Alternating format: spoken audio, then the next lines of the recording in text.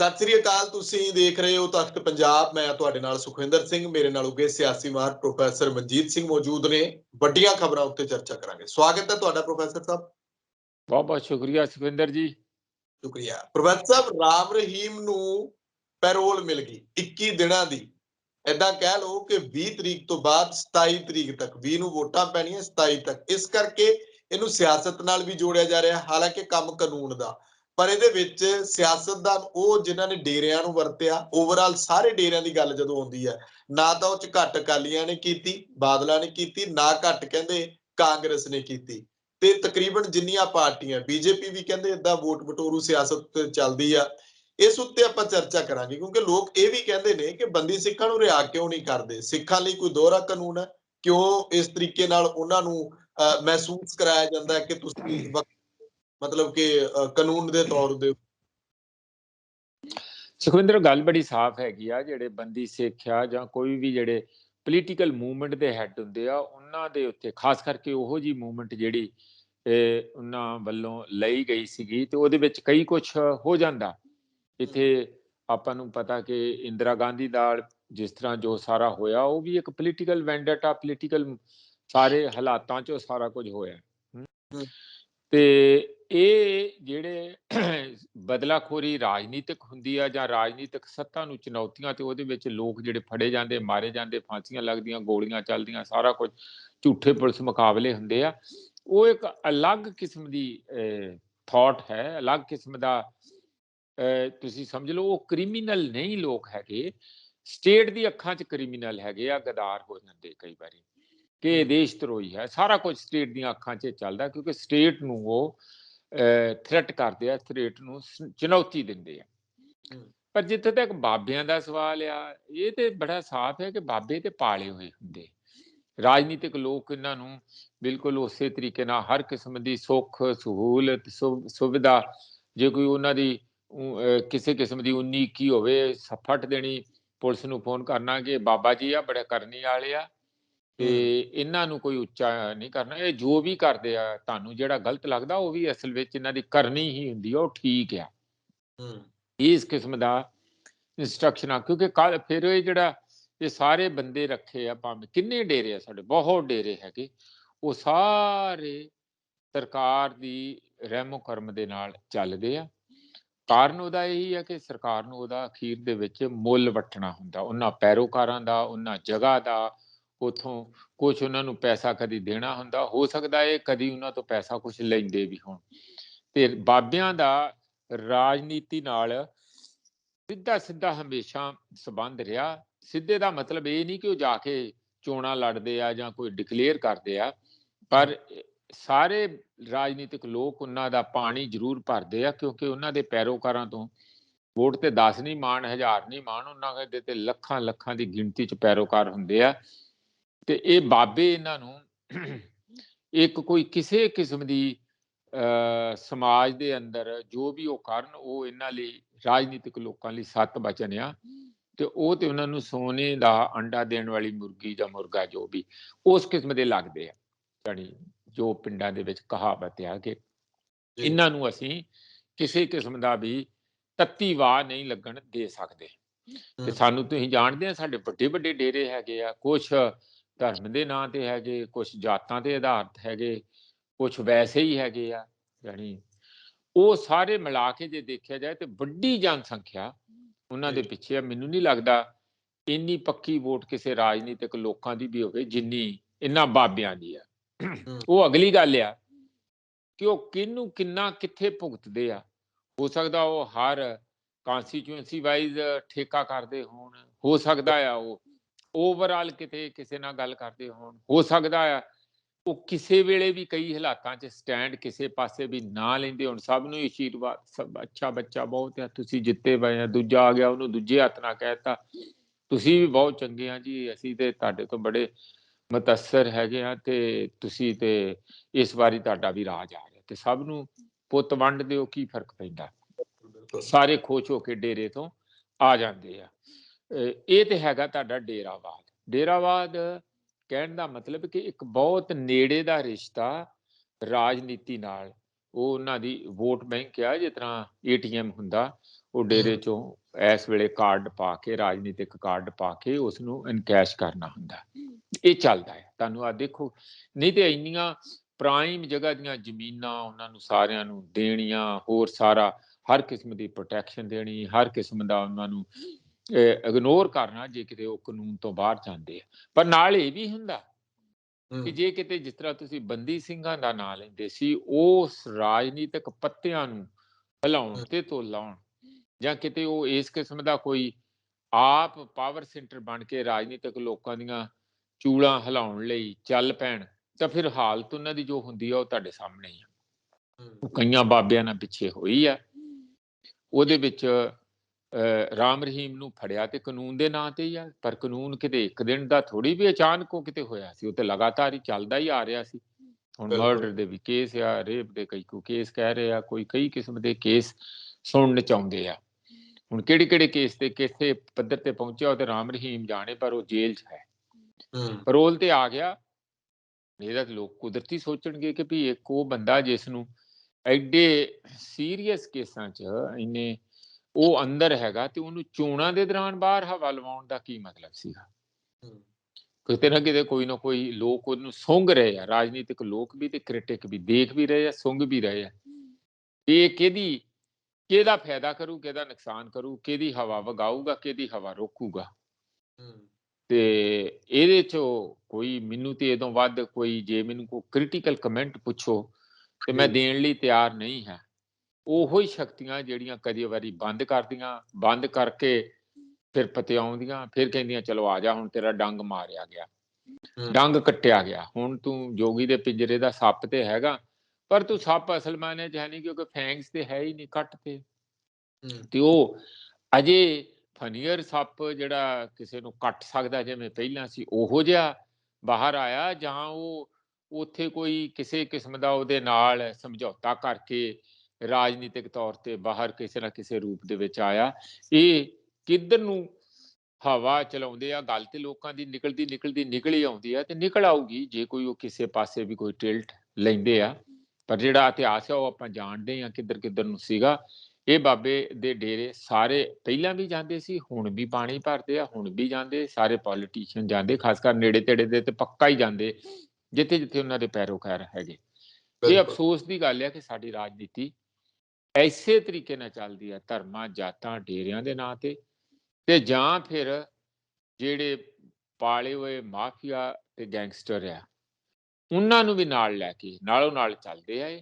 ਉਸ ਇਹ ਸਾਡੇ ਰਾਜਨੀਤੀ ਦਾ ਇੱਕ ਕਾਲੀ ਸਾਈਡ ਹੈਗੀ ਆ ਇੰਡੀਆ ਦਾ। ਪੰਜਾਬ ਦੇ ਵਿੱਚ ਵੀ ਉਸੇ ਤਰੀਕੇ ਨਾਲ, ਇੰਡੀਆ ਦੇ ਵਿੱਚ ਤੇ ਪਹਿਲਾਂ ਵੀ ਸੁਣਨ ਨੂੰ ਮਿਲਦੀ ਸੀ, ਪਰ ਪੰਜਾਬ ਦੇ ਵਿੱਚ ਇਹਦੀ ਭਰਮਾਰ, ਇਹਦਾ ਪੈਰ ਧਰਾਵਾ ਪਿਛਲੇ 20 ਸਾਲਾਂ ਤੋਂ ਜ਼ਿਆਦਾ ਨਜ਼ਰ ਆਉਣ ਲੱਗਾ।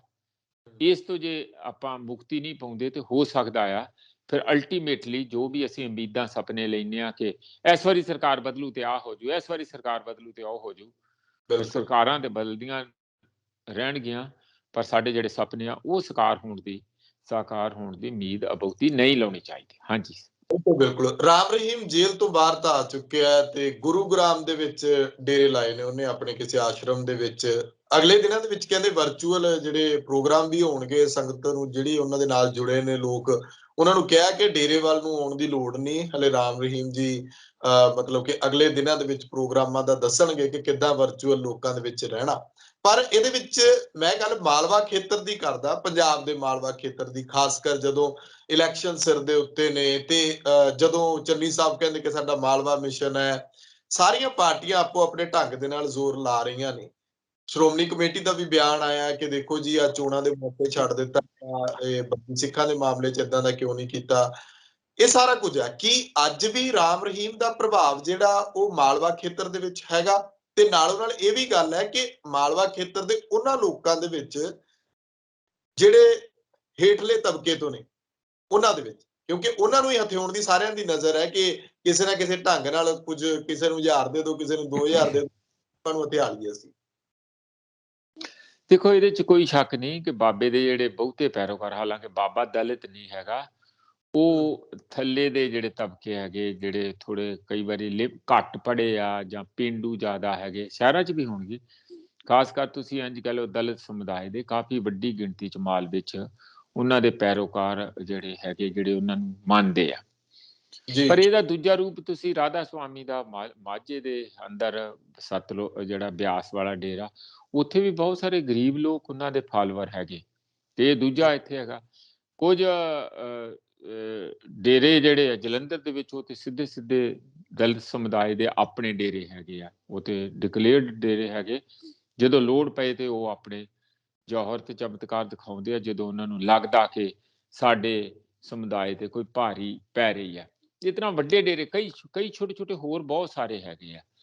ਤਾਂ ਇਹ ਠੀਕ ਹੈ ਤੁਹਾਡੀ ਗੱਲ ਕਿ ਜਿਹੜੇ ਇਹਨਾਂ ਦਿਨਾਂ ਦੇ ਵਿੱਚ ਉਹ ਵਰਚੁਅਲ ਕਰਨਗੇ ਜਾਂ ਹੋਰ ਵੀ ਸਾਰੇ ਇਸ ਤਰ੍ਹਾਂ ਲੱਗੇ ਆ, ਉਹ ਆਪਣਾ ਵਰਚੁਅਲ ਕਾਰਵਾਈ ਪਾਉਣਗੇ। ਮੋਦੀ ਜੀ ਤੋਂ ਦੇਖੋ ਇੰਨਾ ਕੁ ਤੇ ਸਾਡੇ ਡੇਰੇ ਵਾਲਿਆਂ ਨੇ ਵੀ ਸਿੱਖਿਆ ਕਿ ਜੇ ਪੰਜਾਬ ਦੇ ਅੰਦਰ ਖੁੱਲ ਕੇ ਨਹੀਂ ਲੋਕ ਆਉਣ ਦਿੰਦੇ ਤੇ ਫਿਰ ਵਰਚੁਅਲ ਜਿਹੜਾ ਕਰ ਲਓ। ਆਪਾਂ ਦੂਰੋਂ ਹੀ ਬੈਠੇ ਹਾਂ, ਮੋਦੀ ਜੀ ਨੇ ਕਹਿੰਦੇ ਕਿ ਇੰਝ ਹੀ ਰੈਲੀ ਦਿੱਲੀੋਂ ਕਰਨੀ ਆ, ਐਤਕੀ ਉਹ ਇੱਥੇ ਆਉਣਗੇ ਨਹੀਂ। ਪਿਛਲੀ ਵਾਰੀ ਉਹ ਕਹਿੰਦੇ ਸੀ ਕਿ ਮੇਰੇ ਨੂੰ ਬੜਾ ਮੁਸ਼ਕਲ ਨਾਲ ਮੈਂ ਬਚ ਕੇ ਚੱਲਿਆ ਪੰਜਾਬ ਤੋਂ। ਬਾਬਾ ਜੀ ਵੀ ਇਸੇ ਤਰੀਕੇ ਨਾਲ ਵਰਚੁਅਲ ਇਕੱਠ-ਵੱਠ ਕਰਨਗੇ। ਗੱਲ ਤੇ ਉਹ ਬਣਦੀ ਨਹੀਂ, ਪੈਰੀਂ ਹੱਥ ਕਿਹਦੇ ਲਾਉਣਗੇ, ਫੋਟੋ ਦੇ ਤੇ ਲੱਗੂ ਨਹੀਂ, ਉਹ ਉੱਚੀ ਕਰਕੇ ਹੋਊਗੀ ਤੇ ਪੈਰੀਂ ਹੱਥ ਨਹੀਂ ਲੱਗਣਗੇ। ਜੋ ਫਿਜ਼ੀਕਲ ਪ੍ਰੈਜ਼ੈਂਸ ਹੁੰਦੀ ਬਾਬੇ ਦੇ ਆਉਣ ਦੇ ਨਾਲ, ਉਹ ਤੇ ਨਹੀਂ ਹੋਊ। ਪਰ ਫਿਰ ਵੀ ਇੱਕ ਲੋਕਾਂ ਦੇ ਵਿੱਚ, ਸੰਗਤਾਂ ਦੇ ਵਿੱਚ ਉਤਸ਼ਾਹ ਹੋਊਗਾ ਕਿ ਦੇਖੋ ਜੀ ਬਾਬਾ ਜੀ ਆਏ ਆ ਤੇ ਬਾਹਰ ਆਏ ਆ, ਤੇ ਹੁਣ ਜਿਹੜਾ ਇਹ ਬਾਹਰੋਂ ਆਪਣਾ ਵਰਚੁਅਲ ਕੰਗਰੀਗੇਸ਼ਨ ਜਿਹੜੀਆਂ ਆਪਣੇ ਸਾਰੇ ਫਾਲੋਅਰਸ ਨੂੰ ਐਡਰੈਸ ਕਰ ਰਹੇ। ਪਰ ਇਹ ਗੱਲ ਮੈਨੂੰ ਲੱਗਦਾ ਕਿ ਅੰਦਰ ਬੈਠਿਆਂ ਵੀ ਹੋ ਸਕਦੀ ਸੀ। ਅੰਦਰ ਬਾਬਿਆਂ ਲਈ ਕਚਹਿਰੀਆਂ ਲੱਗ ਸਕਦੀਆਂ ਜੇਲ੍ਹਾਂ ਦੇ। ਇਹ ਉੱਥੇ ਇੱਕ ਲੈਪਟਾਪ ਦੇ ਦਿੰਦੇ, ਇਹੋ ਜਿਹਾ ਕੰਮ ਵਾਈਫਾਈ ਦੇ ਦਿੰਦੇ, ਉੱਥੋਂ ਵੀ ਉਹ ਵੱਡੇ ਇਕੱਠ ਕਰ ਸਕਦੇ ਆ। ਪਰ ਕਾਰਨ ਕਈ ਵਾਰੀ ਕੁਝ ਹੋਰ ਵੀ ਹੁੰਦੇ, ਜਿਵੇਂ ਤੁਸੀਂ ਵੀ ਸ਼ੰਕਾ ਪ੍ਰਗਟ ਕੀਤਾ ਕਿ ਬਾਹਰ ਹੋਣਗੇ ਤਾਂ ਸੌਖਾ ਆ ਹਰ ਗੱਲਬਾਤ ਕਰਨੀ, ਤੇ ਉਸ ਪੈਰੋਲ ਦੇ ਉੱਤੇ ਤੇ ਸਾਰਾ ਕੁਝ ਜਿੱਥੇ ਬਾਬਿਆਂ ਦੇ ਦਰਸ਼ਨ ਉਹਨਾਂ ਦੇ ਫਾਲੋਅਰ ਬਲੀਵਰ ਕਰਨਗੇ, ਨਾਲੋਂ ਨਾਲ ਪੋਲੀਟੀਕਲ ਲੋਕ ਵੀ ਉਹਨਾਂ ਦੇ ਗੋਡੀ ਹੱਥ ਲਾਉਣ ਪਹੁੰਚ ਜਾਣਗੇ। ਉਹਨਾਂ ਨੂੰ ਤੇ ਵਰਚੁਅਲ ਕਰਨ ਦੀ ਲੋੜ ਨਹੀਂ ਹੈ ਪੋਲੀਟੀਕਲ ਲੋਕਾਂ ਨੂੰ। ਤੇ ਕਿਹਨੂੰ ਬਾਬਾ ਜੀ ਕਿੰਨੀ ਆਸ਼ੀਰਵਾਦ ਦਿੰਦੇ ਆ, ਇਹ ਬਾਬਾ ਜੀ ਨਾਲੋਂ ਵੱਧ ਖੁਦ ਨਾਲੋਂ ਉਹ ਹੋਰ ਕੋਈ ਨਹੀਂ ਜ਼ਿਆਦਾ ਜਾਣ ਸਕਦਾ। ਹਾਂਜੀ ਬਿਲਕੁਲ ਬਿਲਕੁਲ। ਜਿੱਥੋਂ ਤੱਕ ਸਵਾਲ ਇਹ ਹੈ ਕਿ ਸਿੱਖ ਮੁੱਦਿਆਂ ਦਾ ਪ੍ਰਧਾਨ ਮੰਤਰੀ ਸਾਹਿਬ ਵੀ ਵਰਚੁਅਲ ਰੈਲੀ ਕਰਨਗੇ, ਅੱਜ ਉਹਨਾਂ ਦੀ ਵੀ ਕਈ ਥਾਵਾਂ ਤੇ ਆ ਪੰਜਾਬ ਦੇ ਵਿੱਚ। ਸਾਰਿਆਂ ਦੀ ਨਜ਼ਰ ਜਿਹੜੀ ਹੈ ਸਿੱਖ ਜਿਹੜੇ ਪੰਥਕ ਸਭਾ ਦੇ ਵਿੱਚ ਨੇ, ਦਾਦੂਵਾਲ ਸਾਹਿਬ ਹੁਣੀ ਜਾ ਕੇ ਮਿਲਦੇ ਰਹੇ, ਰੋਡੇ ਸਾਹਿਬ ਜਸਬੀਰ ਸਿੰਘ ਰੋਡੇ ਸਾਬਕਾ ਜਥੇਦਾਰ ਉਹ ਜਾਂਦੇ ਰਹੇ, ਕੇਂਦਰੀ ਹਾਈ ਕਮਾਂਡ ਜਿਹੜੀ ਇਹਨਾਂ ਦੀ ਭਾਜਪਾ ਦੀ, ਉਹਨਾਂ ਦੇ ਲੀਡਰਾਂ ਨਾਲ ਮਿਲਦੇ ਰਹੇ ਕਿ ਬੰਦੀ ਸਿੱਖਾਂ ਨੂੰ ਰਿਹਾ ਕਰੋ, ਸਿੱਖਾਂ ਦੀਆਂ ਕਾਲੀਆਂ ਸੂਚੀਆਂ ਖਤਮ ਕਰੋ, ਸਿੱਖਾਂ ਦੇ ਹੋਰ ਜਿੰਨੇ ਮਸਲੇ ਨੇ ਉਹ ਸਾਰੇ ਸੁਲਝਾ ਦਿਓ। ਉਸ ਤੋਂ ਬਾਅਦ ਅਸੀਂ ਏਦਾਂ ਕਹਿ ਲਓ ਕਿ ਇਹ ਸਿੱਖਾਂ ਨੂੰ ਪ੍ਰਭਾਵਿਤ ਕਰ ਲੈਣਗੇ ਕਿ ਤੁਸੀਂ ਜਿਹੜਾ ਇਹਨਾਂ ਦੇ ਨਾਲ ਜੁੜੋ। ਇਹਨੂੰ ਕਿੱਦਾਂ ਦੇਖਿਆ ਜਾਏ? ਕਿਉਂਕਿ ਬੀਜੇਪੀ ਨੇ ਤਾਂ ਪਰਚੇ ਵੀ ਬੜੇ ਵੱਡੇ, 84 ਵਾਲਾ ਮੈਟਰ ਹੋ ਗਿਆ, ਹੋਰ ਬੜੇ ਮੈਟਰ ਹੋ ਗਏ ਜਿਨ੍ਹਾਂ ਦੇ ਵਿੱਚ ਉਹਨਾਂ ਨੇ ਕਿਹਾ ਕਿ ਅਸੀਂ ਇਹ ਸਾਰਾ ਕੁਝ ਕੀਤਾ ਹੈ ਤੇ ਗਾਂ ਵੀ ਕਰਨਾ ਹੈ। ਸਿੱਖਾਂ ਦੇ ਪ੍ਰਤੀ ਪ੍ਰਧਾਨ ਮੰਤਰੀ ਸਾਹਿਬ ਦੇ ਮਨ 'ਚ ਹਮਦਰਦੀ ਆ। ਨਹੀਂ ਨਹੀਂ ਨਹੀਂ ਨਹੀਂ ਨਹੀਂ, ਹਮਦਰਦੀ ਤੇ ਤੁਹਾਨੂੰ ਪਤਾ ਲੱਗ ਹੀ ਗਿਆ ਜਦੋਂ ਆਏ ਸੀ ਤੇ ਕੀ ਤੁਹਾਨੂੰ ਇਨਾਮ ਦੇ ਕੇ ਗਏ ਆ। ਤੇ ਜਦੋਂ ਕਿਸਾਨ, ਕਹਿਣਾ ਨਹੀਂ ਚਾਹੀਦਾ, ਜੋ ਵੀ ਕਿਸਾਨ ਪਹਿਲਾਂ ਪੰਜਾਬੀ ਕਿਸਾਨ, ਉਹ 'ਚ ਜ਼ਿਆਦਾ ਸਿੱਖ ਕਿਸਾਨ ਨਹੀਂ ਸੀਗੇ, ਬਾਕੀ ਵੀ ਸੀਗੇ ਪਰ ਜ਼ਿਆਦਾ ਪੱਗਾਂ ਵਾਲੇ ਸੀਗੇ। ਉਹਨਾਂ ਪ੍ਰਤੀ ਕੀ ਲੇਬਲ ਲਾਏ ਉਹਨਾਂ ਨੇ, ਇਹ ਪ੍ਰਧਾਨ ਮੰਤਰੀ ਨੂੰ ਆਪਾਂ ਜਾਣਦੇ ਹਾਂ। ਹੁਣ ਪ੍ਰਧਾਨ ਮੰਤਰੀ ਤੇ ਉਹਨਾਂ ਦਾ ਸੁਭਾਅ ਦਾ ਇਹ ਹਿੱਸਾ ਹੋ ਹੀ ਨਹੀਂ ਸਕਦਾ ਕਿ ਜਿੱਥੇ ਲੋਕ ਆਪ ਵੰਗਾਰਦੇ ਹੋਣ ਦਿੱਲੀ ਨੂੰ ਤੇ ਦਿੱਲੀ ਦੀ ਸੱਤਾ ਨੂੰ, ਤੇ ਉਹ ਕਹਿਣਗੇ ਕਿ ਨਹੀਂ ਨਹੀਂ ਇਹ ਤੇ ਮੈਨੂੰ ਮੇਰੇ ਗਲੇ ਦੇ ਹੀਰੇ ਹੈਗੇ। ਇਸ ਤਰ੍ਹਾਂ ਨਹੀਂ ਹੋਊਗਾ। ਰਹੀ ਗੱਲ ਕਿ ਬੰਦੀ ਸਿੱਖਾਂ ਦਾ ਬਾਰ-ਬਾਰ ਇਹ ਮਿਲਦੇ ਆ ਕਿ ਉਹ ਮਿਲਦੇ ਆ, ਜਾਂ ਦਾਦੂਵਾਲ ਜੀ ਮਿਲਦੇ ਆ, ਜਾਂ ਸਾਡੇ ਜਥੇਦਾਰ ਸਾਹਿਬ ਮਿਲੇ ਆ ਰੋਡੇ ਜੀ, ਮੈਨੂੰ ਅਫਸੋਸ ਨਾਲ ਕਹਿਣਾ ਪੈਂਦਾ ਵੀ ਜਿੱਥੇ ਅਸੀਂ ਇੰਨੇ ਇੱਕ ਬਹਾਦਰ ਕੌਮ ਦੇ ਤੌਰ ਤੇ, ਜਾਂ ਬਹਾਦਰ ਵਿਰਸੇ ਦੇ ਬੜੇ ਇੱਕ ਗੌਰਵਮਈ ਵਿਰਸੇ ਦੇ ਮਾਲਕ ਹੈਗੇ ਆ, ਜਿੱਥੇ ਸਾਡੇ ਸ਼ਹਾਦਤਾਂ ਦਾ ਕੋਈ ਮੇਰਾ ਖਿਆਲ ਦੁਨੀਆ 'ਚ ਹੀ ਉਹੋ ਜਿਹਾ ਪੈਰਲਲ ਨਹੀਂ ਹੋਊਗਾ ਜੋ ਹੈ। ਪਰ ਉਹਦੇ ਬਾਵਜੂਦ ਵੀ ਜਦੋਂ ਇਹੋ ਜਿਹੀ ਕੋਈ ਗੱਲ ਆਉਂਦੀ ਆ, ਅਸੀਂ ਛਿਨ-ਬਿਨ ਜਿਹਾ ਰਹਿੰਦੇ ਹਾਂ। ਕਾਰਨ ਉਹਦਾ ਹੈ ਜਾਂ ਤੇ ਸੈਂਟਰ ਸਾਨੂੰ ਖਿਲਾਰ ਕੇ ਰੱਖਦਾ, ਉਹ ਇੰਨਾ ਸਾਡੇ ਰੈਂਕ ਐਂਡ ਫਾਈਲ ਦੇ ਵਿੱਚ ਪੈਨੀਟ੍ਰੇਟ ਕਰ ਜਾਂਦਾ ਕਿ ਅਸੀਂ ਪੂਰੀ ਤਰ੍ਹਾਂ ਇਕੱਠੇ ਨਹੀਂ ਹੋ ਪਾਉਂਦੇ। ਤੇ ਜਿਹਦਾ ਫਾਇਦਾ ਫਿਰ ਸੈਂਟਰ ਪਾੜੋ ਤੇ ਰਾਜ ਕਰੋ ਵਾਲਾ ਕਹਿ ਲਓ ਜਾਂ ਇੰਜ ਰਾਜ ਕਰਦਾ। ਔਰ ਸਾਡੀ ਜਿਹੜੀ ਬਿਲਕੁਲ ਇਨਸਾਫ ਦੀ ਹੱਕੀ ਗੱਲ ਆ, ਕਾਨੂੰਨਨ ਗੱਲ ਵੀ ਆ, ਬਾਕੀ ਤੇ ਕੀ ਮੰਨਣੀ ਆ, ਉਹਦੇ ਤੇ ਵੀ ਉਹ ਸਾਨੂੰ ਦਰਕਨਾਰ ਕਰਕੇ ਰੱਖਦੇ ਆ, ਸਾਨੂੰ ਤਵੱਜੋ ਨਹੀਂ ਦਿੰਦੇ। ਇਹੀ ਕਾਰਨ ਆ ਕਿ ਕਿੰਨੀ ਵਾਰੀ ਇੱਥੇ ਮੁਜ਼ਾਹਰੇ ਹੋਏ, ਭੁੱਖ ਹੜਤਾਲਾਂ ਹੋਈਆਂ, ਬਹੁਤ ਕੁਛ ਹੋਇਆ ਬੰਦੀ ਸਿੰਘਾਂ ਲਈ, ਹੋਰ ਵੀ ਕਈ ਗੱਲਾਂ ਲਈ ਆ। ਇਹਦੇ ਲਈ ਖਾਸ ਕਰਕੇ ਪਿਛਲੇ ਸਮੇਂ 'ਚ ਕਾਫੀ ਹਿਲਜੁਲ ਹੁੰਦੀ ਰਹੀ ਆ, ਪਰ ਉਹਦਾ ਅਸਰ ਬੜਾ ਲਿਮਟਿਡ ਹੀ ਹੋਇਆ। ਕੁਝ ਕੁ ਲੋਕਾਂ ਨੂੰ ਰਿਹਾ ਕੀਤਾ ਵੀ, ਬੜੇ ਲਿਮਟਿਡ ਲੋਕਾਂ ਨੂੰ, ਪਰ ਬਹੁਤ ਸਾਰੇ ਲੋਕਾਂ ਨੂੰ ਅਜੇ ਵੀ ਨਹੀਂ ਕੀਤਾ। ਇਹ ਜਦੋਂ ਆਪਣੇ ਹੀ ਦੇਸ਼ ਦੀ ਸਰਕਾਰਾਂ ਆਪਣੇ ਹੀ ਲੋਕਾਂ ਨਾਲ ਇਸ ਕਿਸਮ ਦਾ ਗੈਰ ਕਾਨੂੰਨੀ ਜਾਂ ਵਿਤਕਰੇ ਵਾਲਾ ਰਵੱਈਆ ਕਰਦੇ ਆ, ਗੈਰ ਕਾਨੂੰਨੀ ਚਲੋ ਕਾਨੂੰਨ ਦਾ ਤੇ ਲੇਬਲ ਲਾ ਹੀ ਦਿੰਦੇ ਆ, ਕੋਈ ਨਾ ਕੋਈ ਉਹਦੇ 'ਚ ਰੱਖਦੇ ਹੀ ਹੈ। ਕਾਨੂੰਨ ਨੂੰ ਤੇ ਜਿੱਧਰ ਮਰਜ਼ੀ ਮੋੜ ਲਓ ਉਸ ਤਰ੍ਹਾਂ ਹੀ ਮੁੜ ਜਾਂਦਾ। ਤੇ ਪਰ ਉਹਦੇ ਫਿਰ ਵੀ ਲੋਕਾਂ ਦੇ ਅੰਦਰ ਇੱਕ ਭਾਵਨਾ ਰਹਿੰਦੀ ਹੈ ਕਿ ਇਹ ਵਿਤਕਰੇ ਵਾਲਾ ਐਟੀਟਿਊਡ ਜੇ ਇਹ ਰਹੂਗਾ, ਇਹ ਦੇਸ਼ ਲਈ ਤੇ ਪੰਜਾਬ ਲਈ ਤੇ ਕਿਸੇ ਲਈ ਵੀ ਬਹੁਤਾ ਠੀਕ ਨਹੀਂ ਹੈ। ਡੈਮੋਕ੍ਰੇਸੀ ਦਾ ਮਤਲਬ ਹਰ ਇੱਕ ਦੀ ਆਵਾਜ਼ ਸੁਣਨਾ ਤੇ ਹਰ ਇੱਕ ਦੇ ਆਵਾਜ਼ ਨੂੰ ਸੁਣਨ ਤੋਂ ਬਾਅਦ ਉਹਨਾਂ ਨਾਲ ਡਾਇਲਾਗ ਰੱਖਣਾ। ਜੇ ਇਸ ਤਰ੍ਹਾਂ ਨਹੀਂ ਰਹੂਗਾ ਜੋ ਅੱਜ ਦਿਖ ਰਿਹਾ ਸਾਨੂੰ ਸਾਫ਼, ਤੇ ਸੁਖਵਿੰਦਰ ਕੱਲੇ ਕੱਲੇ ਜਾ ਕੇ ਮਿਲਣਾ ਉਹਦਾ ਕੋਈ ਫਾਇਦਾ ਨਹੀਂ। ਸਾਨੂੰ ਕਿਸਾਨਾਂ ਤੋਂ ਸਿੱਖਣਾ ਪਊਗਾ ਕਿ ਜਦੋਂ ਉਹਨਾਂ ਤੇ ਭਾਰੀ ਪਈ ਤੇ ਉਹਨਾਂ ਧਰਮ ਨਹੀਂ ਦੇਖਿਆ, ਜਾਤ ਨਹੀਂ ਦੇਖੀ, ਆਪ ਜਦੋਂ ਡਟੇ ਤੇ ਸਾਰੇ ਲੋਕ ਵੀ ਉਹਨਾਂ ਦੇ ਨਾਲ ਖੜੇ ਹੋਏ। ਬੜੇ ਭਾਵਕ ਮੂਵਮੈਂਟਸ ਵੀ ਸੀਗੇ, ਬੜੀ ਭਾਵਕਤਾ ਦੇ ਨਾਲ ਲੋਕਾਂ ਨੇ ਆਪਣੇ ਆਪ ਨੂੰ ਉਹਨਾਂ ਦੇ ਨਾਲ ਆਇਡੈਂਟੀਫਾਈ ਵੀ ਕੀਤਾ। ਪਰ ਜਿੱਥੋਂ ਇਹ ਮਾਮਲਾ ਜਦੋਂ ਆਉਂਦਾ, ਉਦੋਂ ਅਸੀਂ ਪਤਾ ਨਹੀਂ ਕਿਉਂ ਇੰਨੇ ਕਮਜ਼ੋਰ ਪੈ ਜਾਂਦੇ ਆ, ਕਿਉਂ ਅਸੀਂ ਥੱਕੇ ਤੇ ਅਲੱਗ ਥਲੱਗ ਜੇ ਪਏ ਨਜ਼ਰ ਆਉਂਦੇ ਆ। ਸਾਨੂੰ ਬੜੇ ਸਹਿਜ ਦੇ ਨਾਲ ਇਸ ਗੱਲ ਨੂੰ ਲੈਣਾ ਚਾਹੀਦਾ। ਮੈਂ ਇੱਕ ਇਹਦੀ ਕਮਜ਼ੋਰੀ ਜ਼ਰੂਰ ਫੜਦਾ ਕਿ ਸ਼੍ਰੋਮਣੀ ਅਕਾਲੀ ਦਲ ਜਿਹੜੀ ਇੱਥੋਂ ਦੇ ਪੰਜਾਬੀਆਂ ਦੀ ਕਿਸੇ ਵੇਲੇ ਉਹਨਾਂ ਦੀ ਆਤਮਾ ਦੀ ਜਾਂ ਉਸ ਕਿਸਮ ਦੀ ਵਿਚਾਰਧਾਰਾ ਨੂੰ, ਆਕਾਂਖਸ਼ਾਵਾਂ ਨੂੰ ਟਰਾਂਸਲੇਟ ਕਰਦੇ ਸੀ, ਉਹਦੀ ਨੁਮਾਇੰਦਗੀ ਕਰਦੇ ਸੀ, ਜਦੋਂ ਦਾ ਬੀਜੇਪੀ ਨਾਲ ਗਏ ਉਹਦਾ ਸਾਨੂੰ ਬਹੁਤ ਜ਼ਿਆਦਾ ਨੁਕਸਾਨ ਹੋਇਆ। ਤੇ ਅਜੇ ਤੱਕ ਵੀ ਉਹਨਾਂ ਦੀ ਰਾਜਨੀਤੀ ਉਹ ਪਹਿਲੇ ਵਾਲੇ ਪੈਰਾਂ ਪਰ ਨੇ ਨਹੀਂ ਖੜੀ ਹੋ ਪਾਈ, ਤੇ ਉਹਦਾ ਨੁਕਸਾਨ ਸਾਨੂੰ ਸਾਰਿਆਂ ਨੂੰ ਉਸ ਸ਼੍ਰੋਮਣੀ ਅਕਾਲੀ ਦਲ ਦੀ ਕਮਜ਼ੋਰੀ ਦਾ ਕਾਫੀ ਹੋਇਆ ਤੇ ਅੱਜ ਵੀ ਹੋ ਰਿਹਾ। ਚੰਗੀ ਗੱਲ ਇਹੀ ਹੈ ਇਹਦੇ 'ਚ ਕਿ ਉਹ ਬੀਜੇਪੀ ਨਾਲੋਂ ਪਰਾਂ ਹੋਏ ਆ, ਪਰ ਬਹੁਤ ਸਾਰੇ ਲੋਕ ਅੱਜ ਵੀ ਸ਼ੰਕਾ ਕਰਦੇ ਆ ਕਿ ਇਹ ਉੱਪਰੋਂ ਜਿਸ ਦਿਨ ਲੋੜ ਪਊਗੀ ਤੇ ਸ਼ਾਇਦ ਪੁਰਾਣਾ ਪਿਆਰ ਫਿਰ ਜਾਗ ਪਏ। ਪਰ ਇਹ ਤੇ ਚਲੋ ਹੁਣ ਆਉਣ ਵਾਲੇ ਸਮੇਂ 'ਚ ਦੇਖਾਂਗੇ ਕਿ ਕਿਹੜਾ ਸੱਚਾ ਤੇ ਕਿਹੜਾ ਝੂਠਾ। ਬਿਲਕੁਲ ਬਿਲਕੁਲ। ਲੋਕ ਸਭਾ ਦੇ ਵਿੱਚ ਪ੍ਰਧਾਨ ਮੰਤਰੀ ਸਾਹਿਬ ਨੇ ਭਾਸ਼ਣ ਦਿੰਦਿਆਂ ਕਿਹਾ ਕਿ ਕਾਂਗਰਸ ਜਿਹੜੀ ਹੈ, ਜਿਹੜੇ ਹਾਲਾਤਾਂ ਵਿੱਚੋਂ ਲੰਘ ਰਹੀ ਹੈ, ਜਿਸ ਤਰ੍ਹਾਂ ਲੋਕ ਇਸ ਨੂੰ ਨਕਾਰ ਰਹੇ ਨੇ, ਬੀਜੇਪੀ ਨੂੰ ਅੱਗੇ ਲੈ ਕੇ ਜਾ ਰਹੇ ਨੇ, ਸਾਨੂੰ ਦੂਜੀ ਵਾਰ ਸੱਤਾ ਦੇ ਵਿੱਚ ਬਿਠਾਇਆ। ਫਿਰ ਉਹ ਕਹਿੰਦੇ ਕਿ ਕਾਂਗਰਸ ਨੂੰ ਆਪਣੀ ਪੀੜ੍ਹੀ ਥੱਲੇ ਸੋਟਾ ਮਾਰ ਲੈਣਾ ਚਾਹੀਦਾ ਹੈ। 100 ਸਾਲ ਕਹਿੰਦੇ ਇਹਨਾਂ ਨੇ ਫਿਰ ਇਸ ਦਾ ਮਤਲਬ ਸੱਤਾ ਦੇ ਵਿੱਚ ਨਹੀਂ ਆਉਣਾ, ਤੇ ਅਸੀਂ ਵੀ ਕਹਿੰਦੇ ਤਿਆਰ ਬੈਠੇ ਹਾਂ ਇਸ ਦੇ ਲਈ, ਜਿਹੋ ਜਿਹੇ ਹਾਲਾਤਾਂ ਵਿੱਚੋਂ ਲੰਘ ਰਹੇ ਨੇ। ਕਾਂਗਰਸ ਦੇ ਪਤਨ ਨੂੰ ਕਿੱਦਾਂ ਸਮਝਿਆ ਜਾਏ ਕਿ ਬੀਜੇਪੀ ਨੇ ਤਾਂ ਓਬਵੀਅਸਲੀ ਕਿਸੇ ਨਾ ਕਿਸੇ ਧਿਰ ਨੇ ਤਾਂ ਸੱਤਾ ਦੇ ਵਿੱਚ ਆਉਣਾ ਹੈ, ਤੇ ਲੋਕਾਂ ਨੇ ਇਸੇ ਲਈ ਬੀਜੇਪੀ ਨੂੰ ਕਹਿੰਦੇ ਦੂਜੀ ਵਾਰੀ ਫੇਰ ਚੁਣ ਲਿਆ। ਜੇ ਕਾਂਗਰਸ ਦੀ ਕਾਰਗੁਜ਼ਾਰੀ ਚੰਗੀ ਨਹੀਂ ਰਹੀ, ਮੋਦੀ ਸਾਹਿਬ ਤਾਂ ਕਹਿੰਦੇ ਕਿ 50 ਸਾਲ ਇਹਨਾਂ ਨੇ ਦੇਸ਼ ਦੇ ਵਿੱਚ ਰਾਜ ਕੀਤਾ, ਸੱਤਾ ਦੇ ਵਿੱਚ ਰਹੇ ਕੇਂਦਰੀ। ਸੁਖਵਿੰਦਰ ਜੇ ਕਾਵਾਂ ਦੇ ਕਿਹਾ ਢੱਗੇ ਮਾਰਨ ਲੱਗਣ ਨਾ ਤੇ ਉਹਦੇ ਸ਼ਾਮ ਨੂੰ ਹੀ ਪਿੰਡ ਦੇ ਪਿੰਡ ਖਾਲੀ ਕਰ ਦੇਣ। ਤੇ ਸੁਣਿਆ ਹੋਣਾ ਤੁਸੀਂ, ਹੁਣ ਇਹ ਤੇ ਦੇਖਣਾ ਹੀ ਨਹੀਂ ਚਾਹੁੰਦੇ। ਇਹਨਾਂ ਦੇ ਪਹਿਲੇ ਦਿਨ ਦਾ ਨਾਰਾ ਹੀ ਆ ਕਾਂਗਰਸ ਮੁਕਤ ਭਾਰਤ, ਕਾਂਗਰਸ ਗ੍ਰਾਸ ਮੁਕਤ ਭਾਰਤ ਤੇ ਸੁਣਿਆ ਸੀਗਾ। ਆ ਕਾਂਗਰਸ ਘਾਹ ਦਾ ਆਇਆ ਨਾ, ਕਾਂਗਰਸ ਗ੍ਰਾਸ, ਉਹ ਬੜੀ ਬੂਟੀ ਜੀ ਬੜੀ ਹੈਗੀ ਆ, ਪਤਾ ਨਹੀਂ ਕਿੱਥੋਂ ਆਈ ਆ, ਪਤਾ ਨਹੀਂ ਕਿ ਅਮਰੀਕਾ ਤੋਂ ਆਈ ਆ ਕਿ ਕਿੱਥੋਂ, ਬੀਜਾਂ ਦੇ ਨਾਲ ਹੀ ਕਹਿੰਦੇ ਆ ਗਈ। ਤੇ ਪਰ ਕਾਂਗਰਸ ਪਾਰਟੀ ਮੁਕਤ ਭਾਰਤ ਜਿਹੜਾ ਆ, ਉਹ ਬੀਜੇਪੀ ਦਾ ਜਾਂ ਖਾਸ ਕਰਕੇ ਮੋਦੀ ਜੀ ਦਾ ਸ਼ੁਰੂ ਤੋਂ ਹੀ ਨਾਰਾ ਰਿਹਾ। ਸਵਾਲ ਇਹ ਹੈ ਕਿ ਫਿਰ ਜੇ ਕਾਂਗਰਸ ਮੁਕਤ ਹੋਊਗਾ ਤੇ ਫਿਰ ਆਊਗਾ ਕੌਣ? ਕੁਝ ਤੇ ਵਿਰੋਧੀ, ਤਗੜੀ ਵਿਰੋਧੀ ਪਾਰਟੀ ਤੇ ਚਾਹੀਦੀ ਆ। ਬਿਲਕੁਲ। ਮੈਨੂੰ ਇਹ ਲੱਗਦਾ ਕਿ ਇਹ ਜਿਹੜੀ ਖਾਲੀ ਜਗ੍ਹਾ ਛੱਡ ਰਹੇ ਆ ਉਹ ਬੀਜੇਪੀ ਲਈ ਹੀ ਮਹਿੰਗੀ ਪਊਗੀ। ਬੀਜੇਪੀ ਹੀ ਫਿਰ ਵਰਟੀਕਲ ਦੋ ਪਾਰਟੀਆਂ ਬਣ ਸਕਦੀਆਂ, ਫਿਰ ਉਹੀ ਆਪਸ ਵਿੱਚ ਖੇਲ ਖੇਲਣਗੇ। ਜੇ ਖਾਲੀ ਜਗ੍ਹਾ ਹੋਊ ਤੇ ਖਾਲੀ ਤੇ ਰਹਿਣੀ ਨਹੀਂ। ਵਿਰੋਧ ਤਾਂ ਫਿਰ ਅੰਦਰੋਂ ਹੀ ਵਰਟੀਕਲ ਸਪਲਿਟ ਵੀ ਹੋ ਜਾਂਦੀ ਹੁੰਦੀ ਕਈ ਵਾਰੀ। ਇਹਨਾਂ 'ਚ ਕਿਹੜੇ ਧੜੇ ਨਹੀਂ ਹੈਗੇ। ਇੱਕ ਪਾਸੇ ਮੋਦੀ ਅਮਿਤ ਸ਼ਾਹ ਆ, ਦੂਜੇ ਪਾਸੇ ਰਾਜਨਾਥ ਸਿੰਘ ਤੇ ਗਡਕਰੀ ਆਪਣਾ, ਕਈ ਵਾਰੀ ਸੁਣਿਆ ਹੀ ਆ ਤੁਸੀਂ ਸਾਰੀਆਂ ਗੱਲਾਂ। ਇਸ ਲਈ ਮੋਦੀ ਜੀ ਦੇ ਆਪਣੇ ਹਿੱਤ ਵਿੱਚ ਇਹ ਹੈ ਕਿ ਉਹ ਕਾਂਗਰਸ ਮੁਕਤ ਭਾਰਤ ਦਾ ਨਾਰਾ ਛੱਡ ਦੇਣ, ਕਿਉਂਕਿ ਆਫਟਰ ਆਲ ਲੋਕ ਤੁਹਾਡੇ ਤੋਂ ਵੀ ਥੱਕਣਗੇ ਤੇ ਫਿਰ ਜਾਣਗੇ ਕਿੱਥੇ।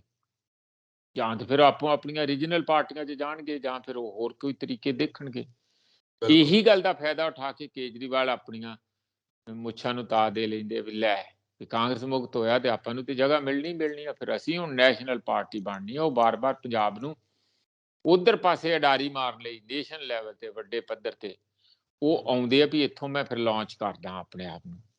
ਇਹ ਸਾਰਿਆਂ ਨੂੰ, ਮੇਰਾ ਨਹੀਂ, ਬਹੁਤ ਸਾਰੀ ਰਾਜਨੀਤਿਕ ਜਿਹੜੇ ਗਲਿਆਰੇ ਹੈ ਉਹਨਾਂ 'ਚ ਇਹ ਗੱਲਾਂ ਚਰਚਾ 'ਚ ਰਹਿੰਦੀਆਂ।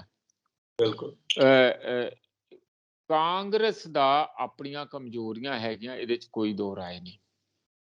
ਇਹ ਕਾਂਗਰਸ ਦੇ ਵਿੱਚ ਇੱਕ ਲੀਡਰਸ਼ਿਪ ਦਾ ਬਹੁਤ ਵੱਡਾ ਗੈਪ ਹੈ। ਜੋ ਲੀਡਰਸ਼ਿਪ ਕਿਸੇ ਵੇਲੇ ਸੀਗੀ, ਉਹ ਲਗਾਤਾਰ ਰਾਜ ਤੇ ਸੱਤਾ 'ਚ ਰਹਿਣ ਕਰਕੇ ਉਹਨਾਂ ਦੀ ਗੋਡਿਆਂ ਦੀ ਗਰੀਸ ਖਤਮ ਹੋ ਗਈ। ਉੱਠਿਆ ਨਹੀਂ ਜਾਂਦਾ, ਲੜਿਆ ਨਹੀਂ ਜਾਂਦਾ, ਤਕਲੀਫਾਂ ਨਹੀਂ ਚੱਲੀਆਂ, ਫਲ ਹੀ ਫਲ ਖਾਦੇ। ਹੁਣ ਫਲ ਖਾਂਦੇ ਰਹੇ ਆ ਤੇ ਡੰਡੇ ਖਾਣ ਦਾ ਜੀ ਨਹੀਂ ਕਰਦਾ। ਉਹ ਤੇ ਇਹਨਾਂ ਦੀ ਉਹ ਕਮਜ਼ੋਰੀ ਹੈ। ਧਰਾਤਲ ਤੇ ਕੋਈ ਮੂਵਮੈਂਟ ਨਹੀਂ ਲੜੀ, ਜਿਵੇਂ ਜੰਗੇ ਆਜ਼ਾਦੀ ਲੜੀ ਸੀਗੀ, ਉਦੋਂ ਲੋਕ ਸੀਗੇ ਉਸ ਪਿਛੋਕੜ ਵਾਲੇ ਲੋਕ ਸੀ, ਉਸ ਯਾਦਾਂ ਵਾਲੇ ਲੋਕ ਸੀ। ਇਹ ਹੋ ਗਏ ਰੂਲਿੰਗ ਵਿਹਲੜ ਹੋ ਗਏ। ਉਹਦੇ ਕਰਕੇ ਵੀ ਨਵੀਂ ਜਦੋਂ ਮੂਵਮੈਂਟ ਨਹੀਂ ਲੜੋਗੇ ਤੇ ਲੀਡਰ ਕਿੱਥੋਂ ਪੈਦਾ ਹੋਣਗੇ? ਨਾ ਇਹ ਨੌਜਵਾਨਾਂ 'ਚ ਨਾ ਵਿਦਿਆਰਥੀਆਂ ਦੇ ਵਿੱਚ। ਇਹ ਇੱਕ ਵੱਡਾ ਗੈਪ ਆ। ਪੁਰਾਣੀ ਲੀਡਰਸ਼ਿਪ ਉਸ ਤਰੀਕੇ ਨਾਲ ਲੜਾਕੂ ਤੇ ਤਕੜੀ ਰਹੀ ਨਹੀਂ, ਨਵੀਂ ਪੈਦਾ ਨਹੀਂ ਹੋਈ ਜਾਂ ਪੈਦਾ ਹੋਣ ਨਹੀਂ ਦਿੱਤੀ। ਉਸ ਗੈਪ ਦਾ ਫਾਇਦਾ ਹੁਣ ਇਹ ਹੈ ਕਿ ਵਿੱਚ ਵਿਚਾਲੇ ਰਾਹੁਲ ਜੀ, ਪ੍ਰਿਯੰਕਾ ਜਾਂ ਉਹਨਾਂ ਦੀ ਮਦਰ ਜਿਹੜੇ ਹੈ ਸੋਨੀਆ ਗਾਂਧੀ, ਇਹ ਸਾਰੇ ਠੀਕ ਠਾਕ ਆ। ਕੋਈ ਇਹਨਾਂ ਦੇ ਵਿੱਚ ਉਸ ਕਿਸਮ ਦੀਆਂ ਮੈਨੂੰ ਨਹੀਂ ਲੱਗਦਾ ਕਿ ਬਹੁਤ ਹੀਰਾ ਫੇਰੀਆਂ, ਵਲ ਫੇਰ ਜਾਂ ਕੋਈ ਹੋਰ ਜਿਹੜੀਆਂ ਟਿਪੀਕਲ ਰਾਜਨੀਤਿਕ ਚਾਲਬਾਜ਼ੀਆਂ ਹੁੰਦੀਆਂ ਮੈਨੂੰ ਕੋਈ ਨਜ਼ਰ ਆਉਂਦੀਆਂ। ਇਟਾਲੀਅਨ ਕਲਚਰ 'ਚ ਨਹੀਂ ਹੋਣਾ, ਇੱਥੇ ਰਹਿ ਗਏ ਆ, ਥੋੜਾ ਬਹੁਤ ਆ ਗਿਆ ਹੋਊਗਾ, ਪਰ ਮੋਟੇ ਤੌਰ ਤੇ ਉਸ ਕਿਸਮ ਦਾ ਬਹੁਤਾ ਵਲ ਫਿਰ ਨਜ਼ਰ ਨਹੀਂ ਆਉਂਦੇ। ਤੁਸੀਂ ਰਾਹੁਲ ਨੂੰ ਸੁਣਦੇ ਜਾਂ ਆਪਾਂ ਵੀ ਸੁਣਦੇ ਹਾਂ, ਪ੍ਰਿਯੰਕਾ ਵੀ ਗੱਲਾਂ ਕਰਦੀ ਹੈ ਤੇ ਉੱਥੋਂ ਵੀ ਪਤਾ ਲੱਗਦਾ।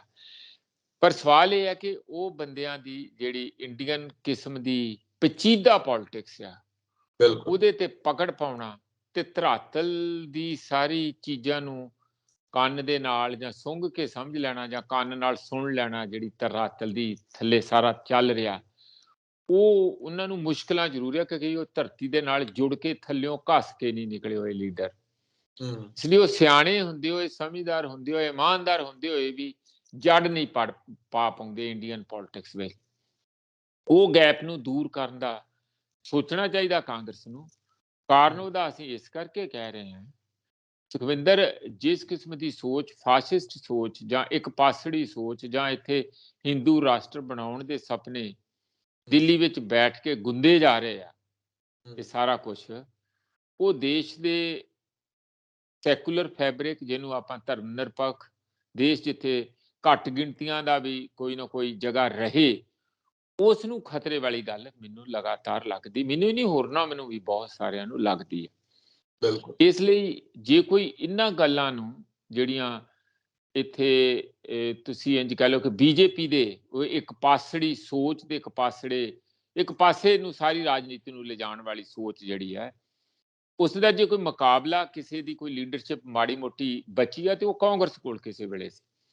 ਤੁਹਾਨੂੰ ਪਤਾ ਕਿ ਅੱਜ ਧਰਮਵੀਰ ਗਾਂਧੀ ਵਰਗੇ ਜਿਹੜੇ ਕਿਸੇ ਵੇਲੇ ਆਪ ਦੇ MP ਰਹੇ ਆ ਔਰ ਕਿਸੇ ਵੇਲੇ ਯੰਗ ਉਮਰ ਦੇ ਵਿੱਚ ਸਾਲਾਂ ਭਰ ਉਹਨਾਂ ਨੇ ਆਪਣੀ ਤਨਖਾਹ ਸਾਰੀ ਦੀ ਸਾਰੀ ਐਕਟਿਵਿਜ਼ਮ ਤੇ ਖਰਚਤੀ, ਘਰ ਨਹੀਂ ਸੀ ਲੈ ਕੇ ਗਏ। ਮੈਨੂੰ ਪਤਾ ਆ ਉਹ ਇੰਨੇ ਕਮਿਟਡ ਬੰਦੇ ਜਿਨ੍ਹਾਂ ਦਾ ਜੀਵਨ ਉਸ ਕਿਸਮ ਦਾ ਆ। ਜਾਣੀ ਉਹ ਕਿਹਦੀ ਕੰਪੇਨ ਕੀਤੀ? ਉਹਨਾਂ ਨੇ ਨਵਜੋਤ ਸਿੰਘ ਸਿੱਧੂ ਦੀ, ਉਹਨਾਂ ਨੇ ਚੰਨੀ ਦੀ ਵੀ ਕੀਤੀ। ਇਹ ਨਹੀਂ ਵੀ ਉਹਨਾਂ ਨੂੰ ਉਹ ਬੜੇ ਹੀਰੇ ਲੱਗਦੇ ਆ, ਇਸ ਕਰਕੇ ਕਿ ਜਿਹੜੇ ਲਾਰਜਰ ਇੰਡੀਆ ਦੇ ਇਸ਼ੂ ਹੈਗੇ, ਜਿੱਥੇ ਫਾਸ਼ਿਜ਼ਮ ਦਾ, ਏਕ ਅਧਿਕਾਰਵਾਦ ਦਾ ਖਤਰਾ, ਜਿੱਥੇ ਸੰਵਿਧਾਨ ਨੂੰ ਖਤਰਾ, ਜਿੱਥੇ ਸਾਡੇ ਧਰਮ ਨਿਰਪੱਖਤਾ ਨੂੰ ਖਤਰਾ, ਜਿੱਥੇ ਘੱਟ ਗਿਣਤੀਆਂ ਨੂੰ ਖਤਰਾ, ਜਿੱਥੇ ਸੰਘੀ ਢਾਂਚੇ ਨੂੰ ਖਤਰਾ, ਇਹ ਸਾਰੀਆਂ ਕੰਸਰਨ ਹੈਗੇ ਆ ਇਹਨਾਂ ਸਾਰੇ ਲੋਕਾਂ ਦੇ। ਉਹ 'ਚ ਧਰਮਵੀਰ ਗਾਂਧੀ ਲਾ ਲਓ ਜਾਂ ਉਹਦੇ ਵਰਗੇ ਹੋਰ ਲਾ ਲਓ, ਕਿ ਉਹ ਨਾ ਚਾਹੁੰਦੇ ਹੋਏ ਵੀ ਚਾਹੁੰਦੇ ਹੈ ਕਿ ਜੋ ਮੋਦੀ ਜੀ ਬਾਰ-ਬਾਰ ਆਪਣੀਆਂ ਅਸਰਸ਼ਨ ਕਰਦੇ, ਅਸੀਂ ਤੇ ਹੁਣ ਪੱਕਾ ਹੀ ਪਟਾ ਲਿਖਾ ਲਿਆ, ਇਹ ਦੇਸ਼ 'ਚ ਅਸੀਂ ਨਹੀਂ ਜਾਂਦੇ ਹੁਣ,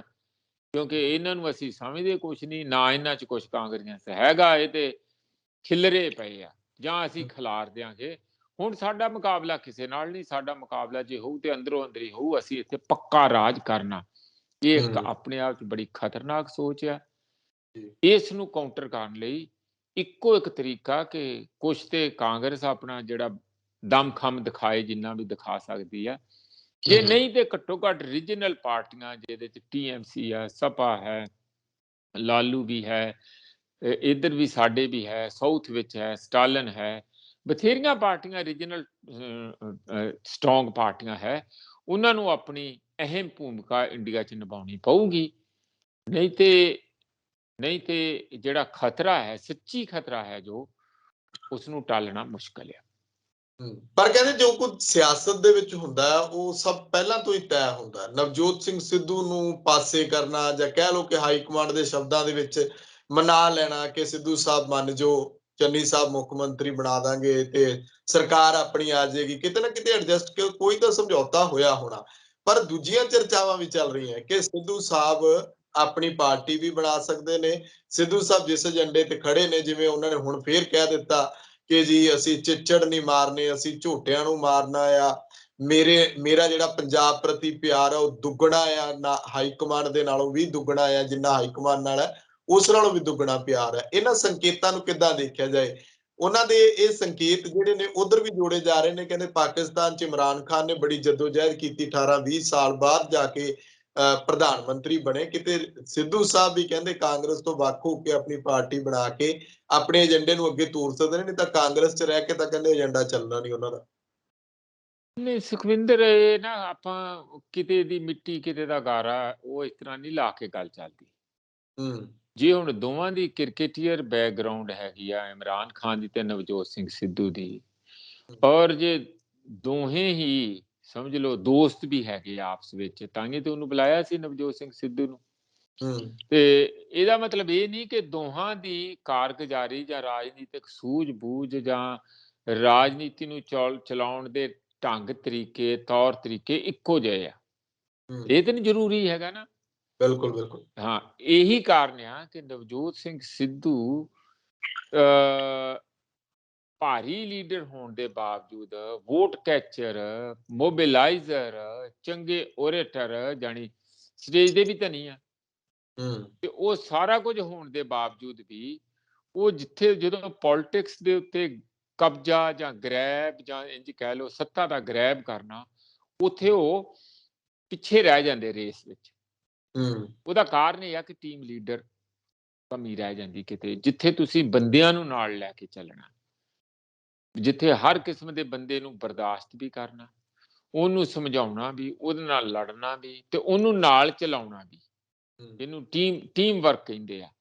ਉਹ ਜਦ ਤੱਕ ਕਲਾ ਨਵਜੋਤ ਸਿੰਘ ਸਿੱਧੂ ਨਹੀਂ ਸਿੱਖਦੇ ਤਾਂ ਫਿਰ ਕਿਹੜੀ ਨਵੀਂ ਪਾਰਟੀ ਬਣ ਜਾਊ? ਮੈਨੂੰ ਦੱਸੋ ਤਾਂ ਤੁਸੀਂ। ਨਵੀਂ ਪਾਰਟੀ ਬਣਾਉਣੀ ਸੌਖੀ ਆ? ਪੁਰਾਣੀ 'ਚ ਜੇ ਪੁਰਾਣੀਆਂ ਦੋ ਦੇਸ਼ ਦੀਆਂ ਵੱਡੀਆਂ ਪਾਰਟੀਆਂ BJP ਤੇ ਕਾਂਗਰਸ, ਸਭ ਤੋਂ ਵੱਡੀਆਂ ਪਾਰਟੀਆਂ ਹੈ ਨਾ, ਪੁਰਾਣੀਆਂ ਸਭ ਤੋਂ, ਜੇ ਉਹਨਾਂ ਦੇ ਵਿੱਚ ਰਹਿ ਕੇ ਸਾਂਝੇ ਇੱਜੜ ਦੇ ਵਿੱਚ ਨਹੀਂ ਬੰਦਾ ਮਤਲਬ ਆਪਣੇ ਆਪ ਨੂੰ ਕੱਟ ਸਕਿਆ, ਤਾਂ ਆਪਣੇ ਤੌਰ ਤੇ ਅਲੱਗ ਇੱਕ ਸਾਰਾ ਕੁਝ ਖੜਾ ਕਰਨਾ, ਢਾਂਚਾ, ਉਹਨੂੰ ਸਵਾਰਨਾ, ਉਹਨੂੰ ਅੱਗੇ ਤੋਰਨਾ, ਉਹਦੇ ਲਈ ਹਰ ਕਿਸਮ ਦੇ ਵਿਆਬੇਦਲ ਖੜੇ ਕਰਨੇ, ਉਹ ਬੜਾ ਔਖਾ ਗੱਲ ਹੈ ਪਾਰਟੀ ਬਣਾਉਣਾ। ਹਾਂ, ਇਹ ਗੱਲ ਜ਼ਰੂਰ ਹੋ ਸਕਦੀ ਹੈ ਕਿ ਪਹਿਲਾਂ ਹੀ ਕੋਈ ਮੁਹਿੰਮ ਚੱਲ ਰਹੀ ਹੋਵੇ, ਜਿਸ ਤਰ੍ਹਾਂ ਕਿਸਾਨ ਮੋਰਚਾ ਸੀ, ਉਦੋਂ ਇਹ ਛਾਲ ਮਾਰ ਕੇ ਕਹਿੰਦੇ ਓਏ ਮੈਂ ਕਿਸਾਨਾਂ ਦੇ ਨਾਲ ਆ, ਪਹਿਲਾਂ ਹੀ ਕਹਿੰਦੇ, ਤੇ ਸ਼ਾਇਦ ਇੱਥੇ ਕੋਈ ਬਹੁਤ ਵੱਡੇ ਧਮਾਕੇ ਹੁਣ ਤੱਕ ਹੋਏ ਹੁੰਦੇ। ਅੱਜ ਵੀ ਮੈਂ ਤੁਹਾਨੂੰ ਕਹਿਣਾ, ਅੱਜ ਵੀ ਉਹ ਕਹਿ ਦੇਣ ਕਿ ਮੈਂ ਕਿਸਾਨਾਂ ਦੇ ਨਾਲ ਆ। ਭਾਈ ਠੀਕ ਆ, ਕਾਂਗਰਸ ਵੀ ਚੰਗੀ ਆ, ਅਸੀਂ ਕੋਈ ਕਾਂਗਰਸ ਦੇ ਵਿਰੁੱਧ ਨਹੀਂ, ਮੈਨੂੰ ਸੈਂਟਰ ਦੀ ਲੀਡਰਸ਼ਿਪ ਦੇ ਨਾਲ ਵੀ ਪਿਆਰ ਆ, ਪਰ ਮੈਂ ਕਿਸਾਨਾਂ ਨਾਲ ਵੀ ਆ। ਜਿਵੇਂ ਗਾਂਧੀ ਕ੍ਰਾਸ ਕਰਕੇ ਮੈਂ ਦੱਸਿਆ ਹੀ ਆ ਕਿ ਗਏ ਉੱਥੇ, ਇਸ ਤਰ੍ਹਾਂ ਦੀ ਜਿਹੜੀਆਂ ਸੋਚਾਂ ਆ ਉਹ ਉਹਨਾਂ ਨੂੰ ਐਡਵਾਂਟੇਜ ਦੇ ਸਕਦੀ ਹੈ ਜੇ ਇਸ ਕਿਸਮ ਦਾ ਥੋੜਾ ਜਿਹਾ ਹਿੰਮਤ ਮਾਰਨ, ਤੇ ਉਹਨਾਂ ਦੀ ਆਧਾਰ ਛੋਟੀ ਜਗ੍ਹਾ ਨਾਲੋਂ ਵੱਡੇ ਜਗ੍ਹਾ ਤੇ ਫੈਲ ਸਕਦਾ।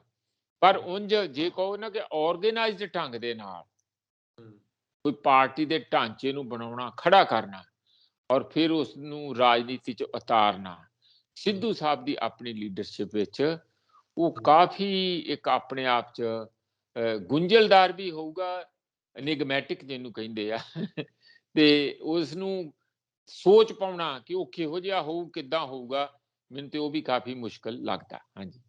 ਬਿਲਕੁਲ, ਬਿਲਕੁਲ, ਕਿਉਂਕਿ ਅੱਜ ਦੇ ਸਮੇਂ ਦੇ ਵਿੱਚ ਸਿਆਸਤ ਜਿਹੜੀ ਹੈ ਉਹ ਧੰਦਾ ਬਣ ਚੁੱਕੀ ਹੈ ਤੇ ਹਰ ਕੋਈ ਇਹੀ ਸੋਚਦਾ ਹੈ ਕਿ ਟਿਕਟ ਮਿਲ ਗਈ ਤੇ ਮੁੜ ਕੇ ਵਾਰੇ ਨਿਆਰੇ ਨੇ।